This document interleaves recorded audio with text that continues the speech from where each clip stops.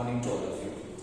We are here to discuss the class 10th chapter of subject biology, life processes, chapter number 6, and we are discussing here part 3, which includes respiration.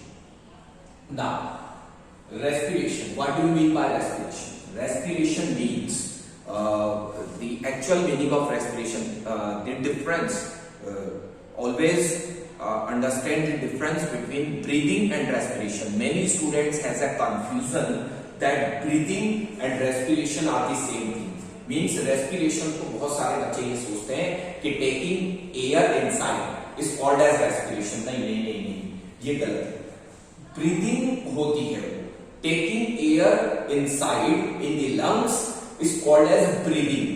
Taking oxygen and giving out carbon dioxide is the process of breathing. Breathing is the process in which we are taking oxygen and releasing carbon dioxide. अब यहाँ पर क्या है कि हम respiration को भी ये समझते नहीं. रेस्पिरेशन इसके बाद की प्रोसेस है, मतलब कंप्लीट प्रोसेस है. ऑक्सीजन जब हमने ब्रीदिंग के थ्रू अंदर ले लिया, उसके बाद ये प्रोसेस स्टार्ट होती है.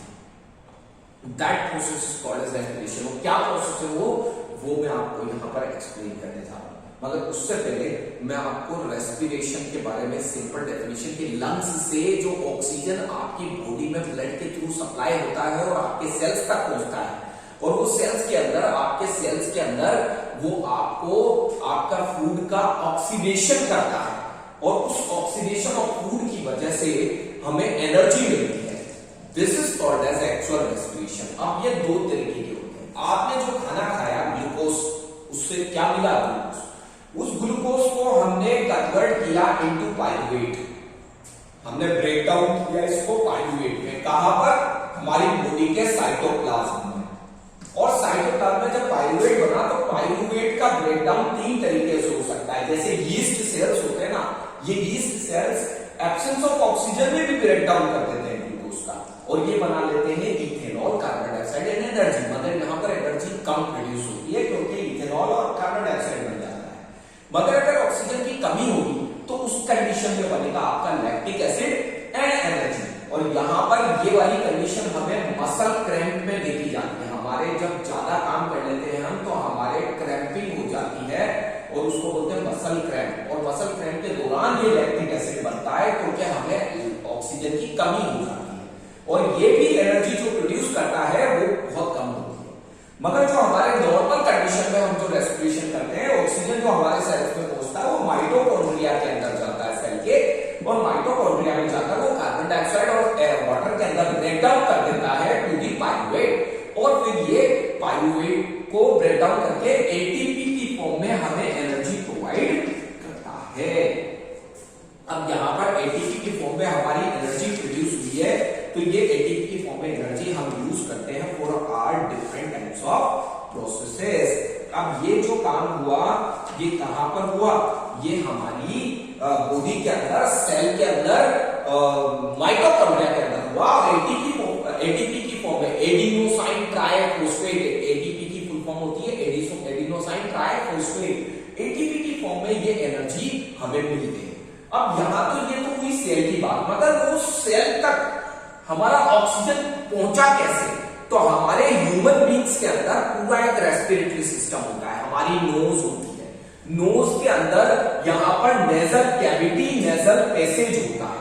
ये नेजल पैसेज ओपन होता है into a common area called as pharynx, और उस फेरिंग से यहां से फेरिंग से हमारा ये आगे का पार्ट जो है जो कहलाता है लैरिंक्स, और ये हमारी सांस की नली होती है जिसे बोलते हैं हम ट्रेकिया.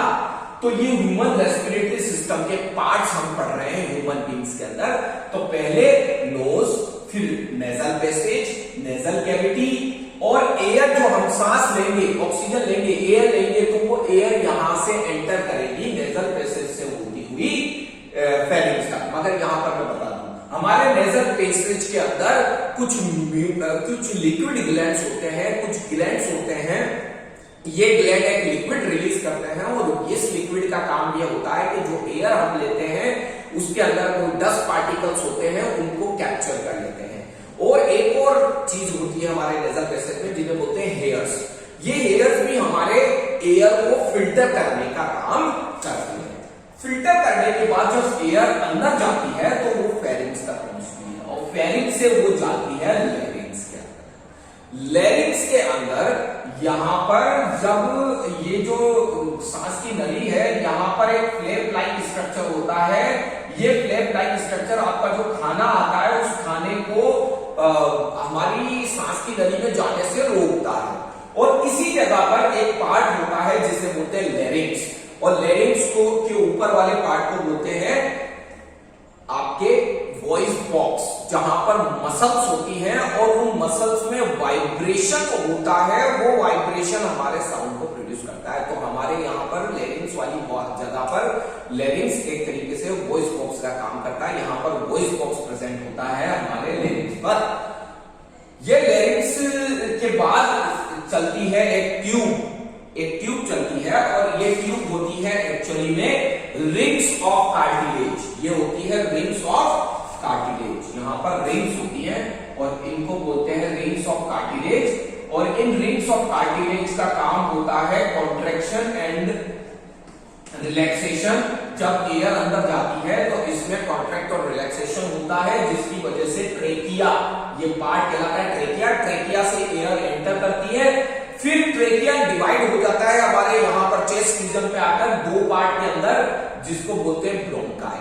और ब्रोंकाई से आपके एयर एंटर करती है छोटी छोटी ट्यूब्स में, जिनको बोलते हैं ब्रोंक्यूल्स। और ब्रोंक्यूल से फिर एक पाउच लाइक स्ट्रक्चर में जाती है जो कि पार्ट है लंग्स का। यहां पर लंग्स प्रेजेंट होते हैं, तो this is a lungs part. तो ये लंग्स वाले पार्ट पर जाकर एयर एंटर कर जाती है एल्वियोलाई में। एल्वियोलाई बहुत मस्कुलाइन स्ट्रक्चर होता है, बहुत फ्लेक्सिबल स्ट्रक्चर होता है। यहां पर एयर फिल होती है तो ये पाउच की तरह फूल जाता है और एयर को इसके पूरे एल्वियोलाई के ऊपर यहां पर है ना ब्लड वेसल्स प्रेजेंट होती है। यहां पर ब्लड वेसल्स प्रेजेंट होती है और इस ब्लड वेसल को ऑक्सीजन और कार्बन डाइऑक्साइड ट्रांसफर कर दी जाती है from the layer of alveoli. क्योंकि एल्वियोलाई की जो कवरिंग है वो म्यूकस एपिथेलियल, बहुत डेलिकेट एपिथेलियल सेल की बनी होती है, जिससे कि गैसेस का ट्रांसफर बहुत आसान होता है। तो यहाँ पर गैसेस ट्रांसफर हो जाती है इनटू द ब्लड और ये गैसेस जो है ऑक्सीजन वगैरह हमारी बॉडी के अंदर पास कर दी जाती है और ये प्रोसेस चलती रहती है। अब देखो यहाँ पर जो मिनिमम अमाउंट ऑफ एयर हमारी बॉडी के अंदर हम लंग्स में स्टोर कर सकते हैं उसे बोलते हैं ब्लड, हमारे कैपेसिटी होती है हमारी भी, और ये कैपेसिटी कहलाती है एक तरीके से capacity of taking air inside the alveoli. और हमारे अंदर एक particular amount of volume he air का हम ले पाते हैं।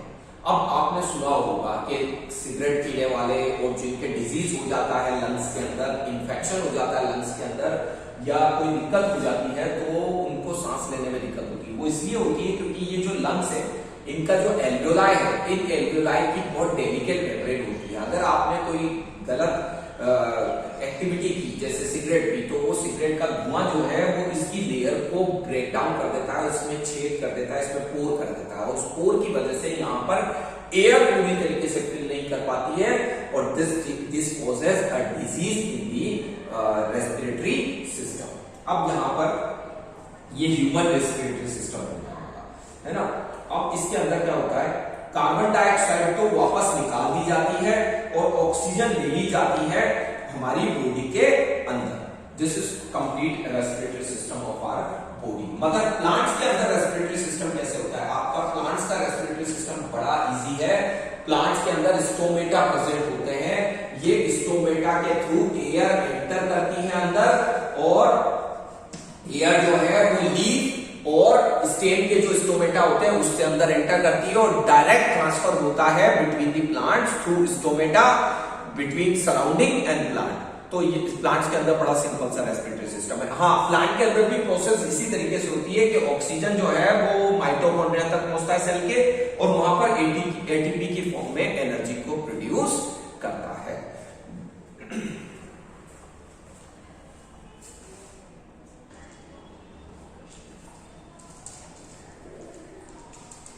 Now the next system is excretory system. Excretory system जो है हमारे एक्सक्रीशन से रिलेटेड है, जो हम खाना खाते हैं उनमें से जो वेस्ट मटेरियल्स निकलता है, जो ये डाइजेशन होने के बाद जो उसके अंदर वेस्ट मटेरियल्स बचता है, that process is called as excretion, removal of the waste from the body.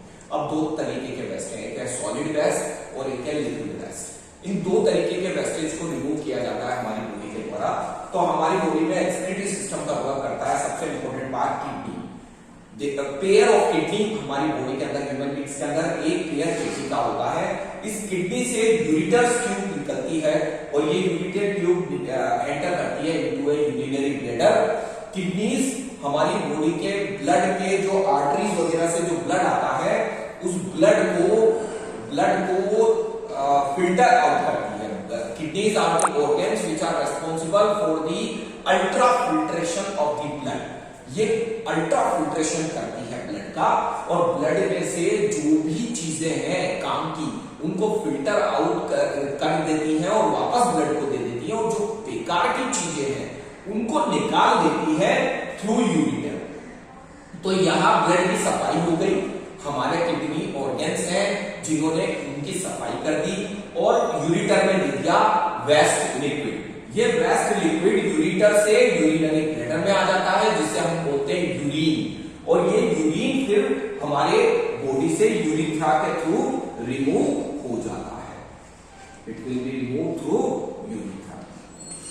ठीक है, हमारी बॉडी से रिमूव हो जाता है इन फॉर्म ऑफ यूरिन। मगर किडनी में ऐसा कौन सा ऑर्गन होता है जो फिल्ट्रेशन का या अल्ट्रा फिल्ट्रेशन का काम करता है, और वो है nephron. Nephron is the structural and functional unit of kidney. Kidney के अंदर ये नेफ्रॉन होता है जो फिल्ट्रेशन का काम करता है। आर्टरीज या वेना कावा से ब्लड इस नेफ्रॉन के अंदर आता है। एक गुच्छा होता है, जाला होता है, जिसको बोलते हैं ग्लोमेरुलस। तो ये आर्टरी जो है ये यहाँ पर एक जाला बनाती है, जिससे ब्लड आता है यहाँ पर, और ये वेना कावा के थ्रू यहाँ ब्लड आया और यहाँ पर इस गुच्छे के अंदर फिल्ट्रेशन का काम हुआ। इसमें से छनकर जो भी बेकार की चीजें हैं वो छनकर आ गई बोमेंस कैप्सूल के अंदर, और उस बोमेंस कैप्सूल से वो चीजें पास हुई थ्रू पीसीटी। पीसीटी को बोलते हैं प्रॉक्सिमल कॉन्वोल्यूटेड ट्यूब्यूल। अब ये क्या है? प्रॉक्सिमल कॉन्वोल्यूटेड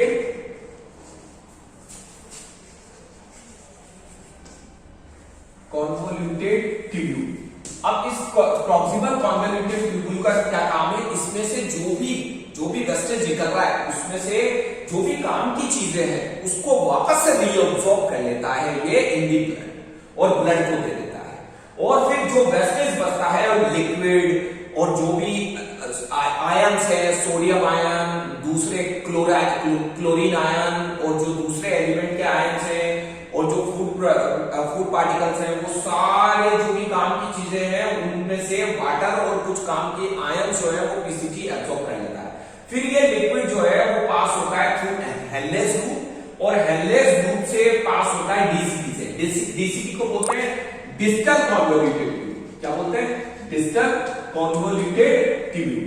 और इस डिस्टल कॉन्वोल्यूटेड ट्यूब्यूल में वापस से रीअब्सॉर्प्शन होता है एक्स्ट्रा वाटर का, और एक्स्ट्रा वाटर का रीअब्सॉर्प्शन हो जाता है, और रीअब्सॉर्ब होकर वो जो यूरिन है वो हमारी बॉडी से, मतलब इस नेफ्रॉन से पास हो जाता है इन दी कलेक्टिंग डक्ट। बहुत सारी कलेक्टिंग डक्ट के से यूरिन कलेक्ट होकर फिर पास कर दिया जाता है to the many collecting duct passing urine to the ureter, और यूरिटर से फिर यूरिनरी ब्लैडर में। ये नेफ्रॉन का फंक्शन है। अब यहाँ पर मैं एक इंपॉर्टेंट बात बताऊं। यहाँ पर कई बार किडनी अगर वर्किंग बंद कर दे, तो इस कंडीशन में इसको बोलते हैं किडनी इंफेक्शन, और किडनी इंफेक्शन में फिर ब्लड फिल्ट्रेशन रुक जाता है। तो अगर ब्लड को आर्टिफिशियली फिल्टर किया जाता है तो उस प्रोसेस को बोलते हैं डायलाइसिस। क्या बोलते हैं? डायलाइसिस। और इस डायलाइसिस प्रोसेस को यूज किया जाता है फॉर द किडनी डिजीज। जिन लोगों के किडनी डिजीज हो जाता है उन लोगों के केस में इस प्रोसेस को यूज किया जाता है। और या फिर दूसरा मेथड होता है ऑर्गन ट्रांसप्लांट।